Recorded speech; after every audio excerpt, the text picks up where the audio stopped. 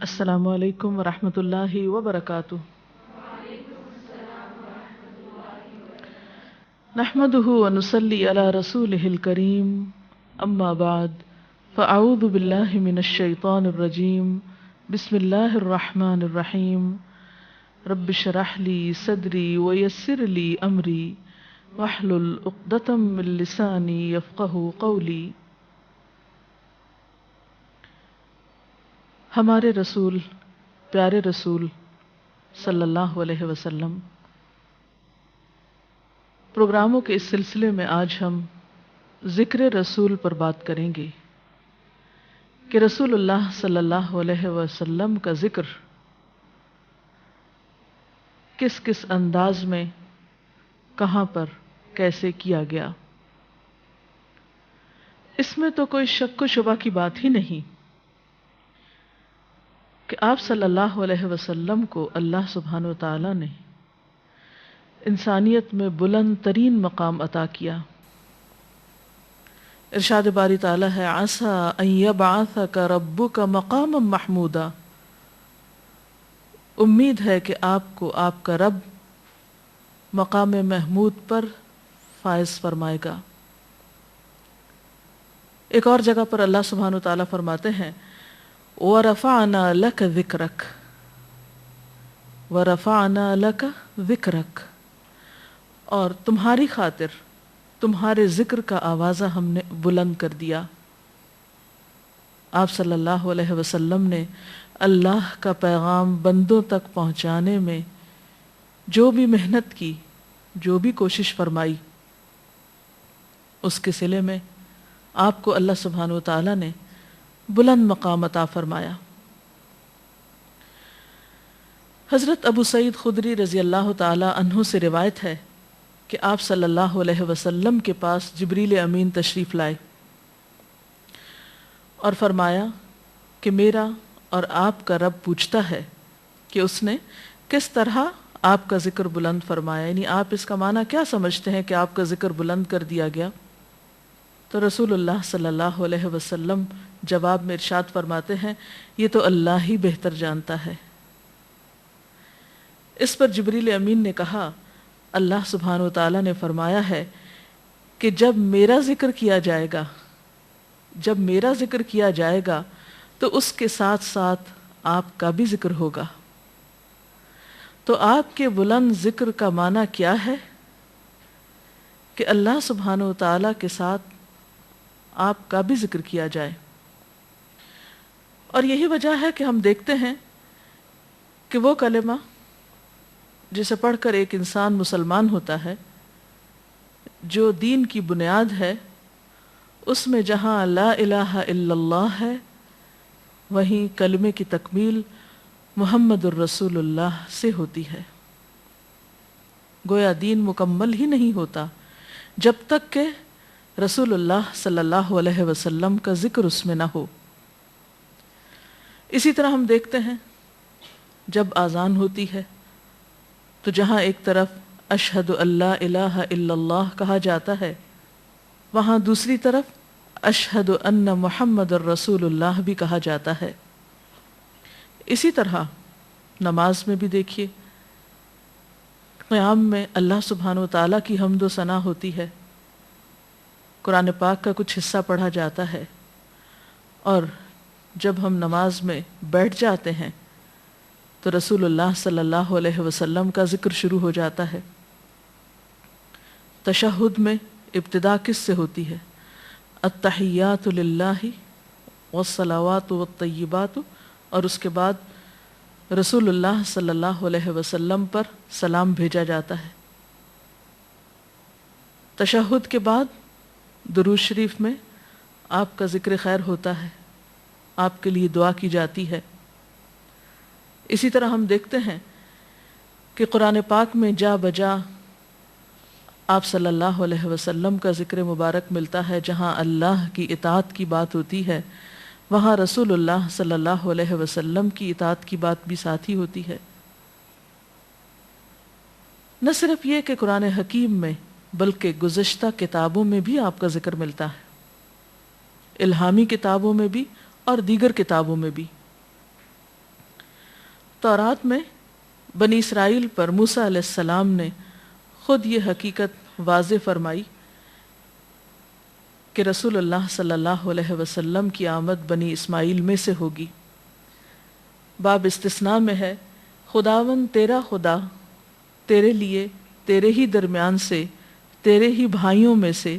میری مانند ایک نبی برپا کرے گا، تم اس کی سننا۔ اسی طرح انجیل میں آپ صلی اللہ علیہ وسلم کا ذکر موجود ہے، قرآن پاک اس کی گواہی دیتا ہے۔ سورۃ الصف کی آیت نمبر 6 میں ارشاد ہوتا ہے، وَإِذْ قَالَ عِيسَى ابْنُ مَرْيَمَ يَا بَنِي إِسْرَائِيلَ إِنِّي رَسُولُ اللَّهِ إِلَيْكُمْ مُصَدِّقًا لِمَا بَيْنَ يَدَيَّ مِنَ التَّوْرَاةِ وَمُبَشِّرًا بِرَسُولٍ يَأْتِي مِن بَعْدِ اسْمُهُ احمد۔ اور یاد کرو عیسیٰ ابن مریم کی وہ بات جو اس نے کہی تھی کہ اے بنی اسرائیل، میں تمہاری طرف اللہ کا بھیجا ہوا رسول ہوں، تصدیق کرنے والا ہوں اس تورات کی جو مجھ سے پہلے آئی ہوئی موجود ہے، اور بشارت دینے والا ہوں ایک رسول کی جو میرے بعد آئے گا جس کا نام احمد ہوگا۔ گویا مسیح علیہ السلام نے رسول اللہ صلی اللہ علیہ وسلم کا ذکر ان کے نام کے ساتھ کیا۔ آپ صلی اللہ علیہ وسلم نے فرمایا، انا دعوت ابی ابراہیم و بشارت عیسیٰ، میں اپنے باپ ابراہیم علیہ السلام کی دعا کا نتیجہ ہوں اور عیسیٰ علیہ السلام کی بشارت کا مصداق ہوں۔ اور عیسیٰ علیہ السلام نے آپ کا جو نام احمد بتایا، یہ نام بذات خود آپ کا ذکر بلند کرنے والا ہے۔ احمد کا معنی کیا ہے کہ آپ کی خوبیوں اور کمالات کی وجہ سے جتنی تعریف آپ کی گئی، یعنی جتنا ذکر آپ کا بلند کیا گیا، اتنی تعریف کسی اور کی ہی نہیں گئی۔ تو گویا جو مقام آپ صلی اللہ علیہ وسلم کو اللہ سبحانہ وتعالیٰ کی طرف سے عطا ہوا، اس کا جتنا بھی اور جیسے بھی ذکر کیا جائے وہ کم ہے۔ اسی طرح ہم دیکھتے ہیں کہ حضرت موسیٰ اور عیسیٰ علیہ السلام کے علاوہ باقی انبیاء بھی آپ صلی اللہ علیہ وسلم کے بارے میں اپنی قوموں کو خوشخبری سنایا کرتے تھے۔ پھر اسی طرح غیر الہامی کتابوں میں بھی آپ کا ذکر ملتا ہے۔ مثلا رگ وید کی کچھ عبارات اس قسم کی ہیں کہ جس سے صاف طور پر آپ صلی اللہ علیہ وسلم کی آمد کے بارے میں بشارت ملتی ہے اور آپ صلی اللہ علیہ وسلم کا ذکر خیر اس میں موجود ہے۔ مثال کے طور پر ایک جگہ پر آتا ہے، رحمت کا لقب پانے والا تعریف کیا گیا 10,000 ساتھیوں کے ساتھ آئے گا۔ قرآن مجید میں رسول اللہ صلی اللہ علیہ وسلم کو رحمت للعالمین کہا گیا ہے۔ اسی طرح ایک اور جگہ پر آتا ہے کہ وہ مختون ہوں گے، وہ داڑھی رکھے ہوئے ہوں گے، گوشت کھائیں گے، اپنی دعوت واضح الفاظ میں زوردار طریقے سے پیش کریں گے اور اپنی دعوت کے ماننے والوں کو مسلائی کے نام سے پکاریں گے، اور مسلائی یعنی مسلمان یا مسلم کا ہم معنی ہے۔ تو بہرحال آپ صلی اللہ علیہ وسلم کا ذکر دیگر کتابوں میں بھی پایا جاتا ہے، اور نہ صرف یہ کہ کتابوں میں یا انبیاء کی زبان سے دنیا والوں کو آپ کے بارے میں آگاہ کیا گیا اور آپ کا ذکر آپ کی آمد سے پہلے ہوتا رہا، بلکہ ہم دوسری طرف دیکھتے ہیں کہ دنیا کے بڑے بڑے مفکرین، فلاسفرز اور سیاستدان اور مورخ آپ کا بے حد خوبصورت الفاظ میں ذکر خیر کرتے ہیں۔ مثال کے طور پر کارلائل کہتا ہے کہ میں محمد سے محبت کرتا ہوں صلی اللہ علیہ وسلم، مجھے یقین ہے کہ آپ کے وجود میں نام و نمود اور ریا کا شائبہ تک نہ تھا۔ کارلائل خود مسلمان نہیں تھا، لیکن رسول اللہ صلی اللہ علیہ وسلم کا ذکر خیر بہت خوبصورتی کے ساتھ کرتا ہے۔ نپولین کا اسی طرح ایک قول بیان کیا جاتا ہے۔ نپولین کہتا ہے کہ محمد ہی دراصل دنیا کے سردار ہیں، جن کے بارے میں مسیح علیہ السلام نے دنیا کو خوشخبری سنائی کہ میرے بعد وہ دونوں جہانوں کا سردار آتا ہے۔ اسی طرح H.G. ویلز جسے پیغمبر سائنس کہا جاتا ہے، وہ اپنی کتاب out line of the history میں لکھتا ہے کہ آپ کی صداقت اور سچائی کی سب سے بڑی دلیل یہ ہے کہ آپ کے جو سب سے زیادہ قریب لوگ تھے وہ سب سے پہلے آپ پر ایمان لائے۔ آپ سب کو معلوم ہے کہ آپ پر ایمان لانے والی آپ کی رفیق حیات حضرت خدیجہ ہیں، جنہوں نے آپ صلی اللہ علیہ وسلم کو تسلی بھی دی اور ہر موقع پر آپ کا ساتھ دیا، اور اسلام لانے والوں میں سب سے پہلی خاتون اور سب سے پہلی انسان وہی ہیں۔ آپ کے قریب ترین دوستوں میں حضرت ابوبکر صدیق رضی اللہ تعالیٰ عنہ ہیں، آپ کے غلاموں میں حضرت زید بن حارثہ ہیں، اسی طرح بچوں میں جو آپ کے قریب ترین ہیں حضرت علی رضی اللہ تعالیٰ عنہ ہیں۔ تو کسی انسان کی اصل حقیقت اور اس کی صداقت اور اس کی خوبیاں اور کمالات اس کے قریب والوں کو جتنی معلوم ہوتی ہیں، دور والوں کو نہیں۔ تو اللہ کے رسول صلی اللہ علیہ وسلم کے اگرچہ دشمن بھی آپ کو صادق اور امین مانتے تھے، لیکن جو لوگ آپ کے ساتھ دن رات رہتے تھے، جو آپ کو بہت قریب سے جانتے تھے، وہ بھی آپ کے بے حد قدردان تھے۔ عام طور پر ایسا ہوتا ہے کہ آپ اگر دور سے کسی کو اچھا سمجھتے بھی ہوں تو بساؤ کا جب قریب اس کے جاتے ہیں تو وہ جو ایک خوبصورت تصور ہوتا ہے کسی کے بارے میں باندھا ہوا وہ ختم ہو جاتا ہے، اور وہ ساری تعریف، وہ اچھے جذبات جو ہیں وہ سب رخصت ہو جاتے ہیں۔ لیکن اللہ کے رسول صلی اللہ علیہ وسلم کے ساتھ ایسا معاملہ نہیں تھا۔ پھر اسی طرح ہم دیکھتے ہیں کہ بدھ مت کے پیشوائے اعظم مانگ تونگ کہتے ہیں، ہم بدھ مت کے پیروکار محمد سے محبت کرتے ہیں اور ان کا احترام کرتے ہیں۔ گاندھی جی کے بارے میں کون نہیں جانتا، وہ کہتے ہیں کہ جب مغرب جہالت کی تاریکیوں میں ڈوبا ہوا تھا تو آسمان مشرق سے ایک روشن ستارہ طلوع ہوا جس نے ساری مضطرب دنیا کو راحت اور روشنی بخشی۔ یعنی آپ صلی اللہ علیہ وسلم کی خوبیوں اور کمالات کا اعتراف جہاں آپ کے قریب ترین لوگوں نے کیا، وہاں ان لوگوں نے بھی کیا جو اگرچہ زمانی، ایمانی اور مکانی اعتبار سے آپ سے دور تھے، لیکن جو انقلاب آپ نے دنیا میں برپا کیا اور انسانیت کے لیے واقعی جس طرح رحمت بن کر آئے، وہ قابل ذکر ہے۔ ہم جب اللہ کے رسول صلی اللہ علیہ وسلم کے ساتھ محبت کا اظہار کرتے ہیں یا آپ کی اطاعت کا دم بھرتے ہیں تو یہ سب اس وقت تک ہو نہیں سکتا جب تک آپ کی یاد ہمارے دلوں میں نہ ہو، ہماری زبانوں پر نہ ہو،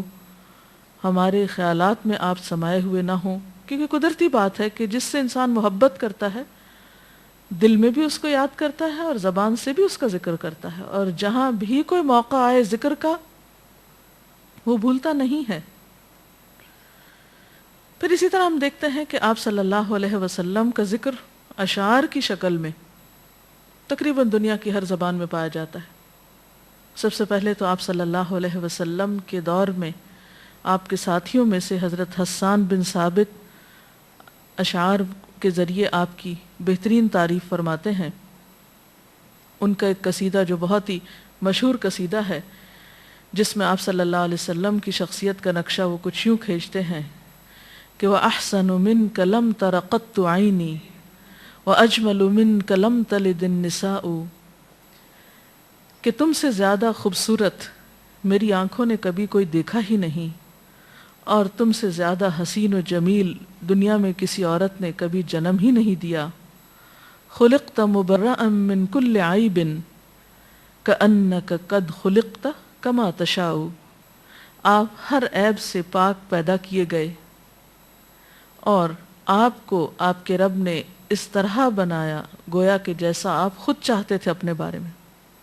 یعنی جیسا آپ نے خود اپنے لیے پسند کیا ہو، یعنی بہترین اور اعلیٰ ترین حیثیت میں آپ کو دنیا میں اللہ سبحانہ وتعالیٰ نے بھیجا، جسمانی اعتبار سے بھی اور باقی بھی تمام اعتبارات کے طور پر۔ پھر اسی طرح ہم دیکھتے ہیں کہ حضرت حسان بن ثابت سے آپ صلی اللہ علیہ وسلم کا ذکر خیر جس طرح شعر و شاعری کے انداز میں ہوا، وہ صرف اس دور تک ہی نہیں رہا، اس دور میں آپ کے علاوہ اور شعراء نے بھی آپ کا ذکر کیا، اور اس کے بعد یہ سلسلہ نعت کی شکل میں ہمیشہ دنیا میں رہا اور ہر زبان میں آپ کا ذکر خیر ہوتا رہا۔ اردو زبان میں بھی بے شمار نعتیں آپ کی شان میں لکھی گئیں۔ بعض نعتیں ایسی بھی ہیں کہ جو غیر مسلم لوگوں کی طرف سے لکھی گئیں، یعنی وہ آپ پر اگرچہ ایمان نہیں لائے لیکن آپ کی مدح میں انہوں نے بھی بہت خوبصورت اشعار کہے۔ اور اس میں ہم دیکھتے ہیں کہ آپ صلی اللہ علیہ وسلم کی نعت کہنا جہاں اجر و ثواب کا باعث ہے، یا آپ کی شان بلند کرنا، یا آپ کا ذکر خیر کرنا، یا آپ کی تعریف کرنا جہاں بہت نیکی کا کام ہے، وہاں اس میں بہت احتیاط بھی لازم ہے کہ کہیں ایسا نہ ہو کہ آپ کو آپ کی حد سے آگے بڑھا دیا جائے، یا آپ کا ذکر ایسے انداز میں کیا جائے جو اللہ سبحانہ و تعالیٰ کو پسند نہ آئے۔ تو گویا جہاں آپ سے محبت کا ذکر ہوگا، جہاں آپ کا احترام ہوگا، وہاں آپ کی شان اور احترام میں غلو سے پرہیز کیا جائے گا، کیونکہ اگر آپ کی شان سے کچھ کم بات کی گئی تو وہ توہین میں شامل ہو جائے گی، اگر شان میں آپ کی حد سے آپ کو بڑھا دیا گیا تو وہ بھی ناقابل قبول ہوگا، جیسے کہ آپ صلی اللہ علیہ وسلم نے خود فرمایا کہ لا تطرونی کما اطرت النصارى عیسی ابن مریم، کہ مجھے میری حد سے آگے نہ بڑھاؤ جس طرح نصارہ نے عیسیٰ ابن مریم کو بڑھایا، یعنی انہوں نے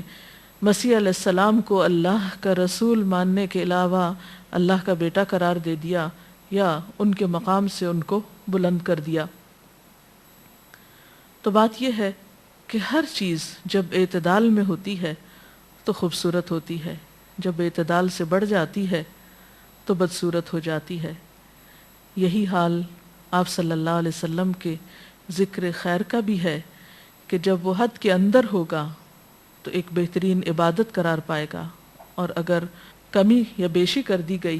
تو وہ انسان کے لیے نقصان دہ ہو سکتا ہے۔ تو اللہ تعالی ہمیں اس چیز سے محفوظ رکھے۔ اس سلسلے میں اگر آپ کے ذہن میں کوئی سوال ہو تو آپ کر سکتے ہیں۔ میڈم میں نے آپ سے یہ پوچھنا ہے کہ صحابہ اکرام جو ہے آپ صلی اللہ علیہ وسلم کے ذکر کے لیے کیا کچھ کیا کرتے تھے؟ صحابہ کرام آپ صلی اللہ علیہ وسلم کا ذکر اپنے دل میں بھی کیا کرتے تھے۔ مثلا ایک صحابی کہتے ہیں کہ اے اللہ کے رسول صلی اللہ علیہ وسلم، جب تک میں آپ کی مجلس میں ہوتا ہوں میرا دل بہت لگتا ہے، بہت خوش رہتا ہوں، لیکن جب آپ سے جدا ہوتا ہوں، گھر چلا جاتا ہوں، اپنی بیوی بچوں میں ہوتا ہوں، پھر آپ کی یاد ستاتی ہے مجھے، تو میں جب تک پھر واپس نہیں پلٹتا میرا دل کسی کام میں نہیں لگتا۔ لیکن اب مجھے ایک فکر بہت ستا رہی ہے کہ جب میں دنیا سے چلا جاؤں گا، یعنی میں فوت ہو جاؤں گا، اور آخرت میں جب آپ سے ملاقات ہوگی تو آپ کا درجہ اور مقام کہاں اور میں کہاں، مجھے اپنے بارے میں یہ بھی معلوم نہیں کہ میں جنت میں جا بھی سکوں گا یا نہیں۔ تو اس پر آپ صلی اللہ علیہ وسلم نے خاموشی اختیار کی، حتیٰ کہ اللہ سبحانہ وتعالیٰ نے وہ آیت نازل کی کہ جو اللہ اور اس کے رسول صلی اللہ علیہ وسلم کی اطاعت کرے گا تو ایسے لوگ قیامت کے دن انبیاء، صالحین، صدیقین، شہداء کے ساتھ ہوں گے۔ تو یہ بھی ایک انداز تھا، یعنی دل ہی دل میں آپ صلی اللہ علیہ وسلم کو یاد کرنا۔ پھر اسی طرح ایک انداز یہ تھا کہ آپ صلی اللہ علیہ وسلم کی زندگی میں بھی جب صحابہ کرام آپ کے پاس آ کر بیٹھتے، آپ سے دین سیکھتے، پھر جب آپ تشریف لے جاتے تو آپ کے جانے کے بعد وہ آپس میں بیٹھ کر اسی علم کا مذاکرہ کیا کرتے تھے، یعنی آپ کی باتوں کو باہم دہرایا کرتے تھے، ایک دوسرے کو سنایا کرتے تھے۔ پھر اسی طرح یاد کرنے کا ایک انداز یہ بھی تھا، یا آپ کا ذکر خیر کرنے کا، کہ جب اپنے گھروں میں لوٹتے تھے تو وہی باتیں اپنے گھروں میں جا کر اپنے گھر والوں کو سکھایا کرتے تھے، ان کو بتایا کرتے تھے۔ پھر ایک وقت ایسا بھی تھا کہ سب صحابہ بیک وقت آپ کے پاس حاضر نہیں ہو سکتے تھے، تو جو لوگ آپ کے پاس حاضر ہوتے تھے، جو کچھ وہ آپ سے سیکھتے وہ واپس جا کر اپنے ان بھائیوں کو سکھاتے جو کام کاج کی وجہ سے حاضر نہ ہو سکتے۔ جیسے حضرت عمر رضی اللہ تعالیٰ عنہ کہتے ہیں کہ میں اور میرا انصاری بھائی، جیسے آپ جانتے ہیں کہ آپ صلی اللہ علیہ وسلم نے مدینہ میں ایک مواخات قائم کی تھی، مہاجرین و انصار کو آپس میں بھائی بھائی بنایا تھا۔ تو ایک دن حضرت عمر کا انصاری بھائی کھیتوں پہ کام کرتا اور حضرت عمر آپ صلی اللہ علیہ وسلم کی خدمت میں حاضر ہوتے، اور ایک دن حضرت عمر کھیتوں پہ کام کرتے اور ان کے انصاری بھائی آپ صلی اللہ علیہ وسلم کی خدمت میں حاضر ہوتے اور شام کو اکٹھے بیٹھ کر پھر ان باتوں کا ذکر کیا جاتا جو وہ آپ سے سیکھ کر آتے تھے. اسی طرح درود شریف کی کثرت کے ذریعے آپ کو یاد کیا جاتا تھا. تو انشاءاللہ ہم اگلے پروگرام میں درود شریف کے بارے میں تفصیلاً ذکر کریں گے کہ ہم کس طرح آپ کو یاد کیا کریں، اور اگر آپ کی یاد آئے تو اس یاد کو کس طرح ایک تعمیری ذکر میں یا ایک بہترین اجر کے کام میں ڈھال دیں، یا ذکر کا طریقہ کیا ہونا چاہیے. جی کوئی اور سوال؟ ڈاکٹر صاحبہ میرا سوال آپ سے یہ ہے کہ آپ نے فرمایا کہ رسول اللہ صلی اللہ علیہ وسلم کی کوششوں کا ثمرہ یا ان کی محنت کا نتیجہ اللہ تعالیٰ نے یہ دیا کہ فرمایا کہ وَرَفَعْنَا لَكَ ذِكْرَكَ، لیکن تمام انبیاء نے بھی بہت زیادہ کوششیں کی، تو کیا وجہ ہے کہ رسول اللہ صلی اللہ علیہ وسلم کا مقام سب سے زیادہ بلند ہے اور آپ کے لیے خصوصی طور پر فرمایا گیا ہے کہ وَرَفَعْنَا لَكَ ذِكْرَكَ؟ اس میں ہم دیکھتے ہیں کہ اگرچہ ہم تمام انبیاء کی عزت کرتے ہیں، ان کا احترام کرتے ہیں، اور جیسا کہ قرآن پاک میں اللہ سبحانہ وتعالیٰ فرماتے ہیں کہ تِلْكَ الرُّسُلُ فَضَّلْنَا بَعْضَهُمْ عَلَى بَعْضٍ، کہ یہ رسول جن میں سے بعض کو ہم نے بعض پر فضیلت دی، تو یہ فضیلت اللہ تعالیٰ کی طرف سے ہے. جہاں تک ہمارا تعلق ہے تو ہمارا فرض کیا بنتا ہے کہ ہم لا نفرق بین احد منہم، کہ ان میں سے کسی ایک کے درمیان فرق نہ کریں. لیکن بہرحال جو جس کا مقام اللہ تعالیٰ نے جیسا بیان کیا ہے اس کو ویسا بیان کرنا پھر وہ ہماری طرف سے نہیں ہوگا، اللہ سبحانہ وتعالیٰ کی طرف سے ہی ہوگا. ایک بات تو یہ ہے. اور اس میں آپ کا مقام باقی پیغمبروں کے مقابلے میں بلند کیوں ہے، اس کی کئی ایک وجوہات ہیں، جس میں اہم ترین وجہ یہ ہے کہ اللہ سبحانہ وتعالیٰ نے آپ پر دین کو مکمل کیا، آپ کا پیغام تمام انسانیت کے لیے رکھا. آپ آخری پیغمبر ہیں. اور اس سے پہلے ہم دیکھتے ہیں کہ دنیا میں جتنے بھی انبیاء اور رسول آئے، اگرچہ انہوں نے بھی بہت کوششیں کی، لیکن تاریخ گواہ ہے کہ ان کی کوششوں کے باوجود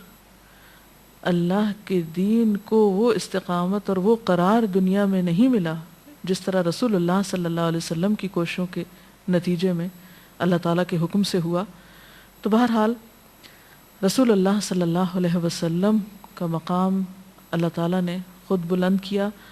اور اس کا ذکر بھی قرآن پاک میں بیان کیا، اور یہی دلیل ہمارے لیے کافی ہے. اس کے ساتھ ہی ہمارے آج کے پروگرام کا وقت ختم ہوتا ہے. اگلا پروگرام بھی اسی سلسلے کی ایک کڑی ہے کہ ہم آپ کا ذکر کس طرح کیا کریں، آج کے دور میں ہمیں کیا کرنا چاہیے. اس کے ساتھ ہی اجازت چاہتے ہیں.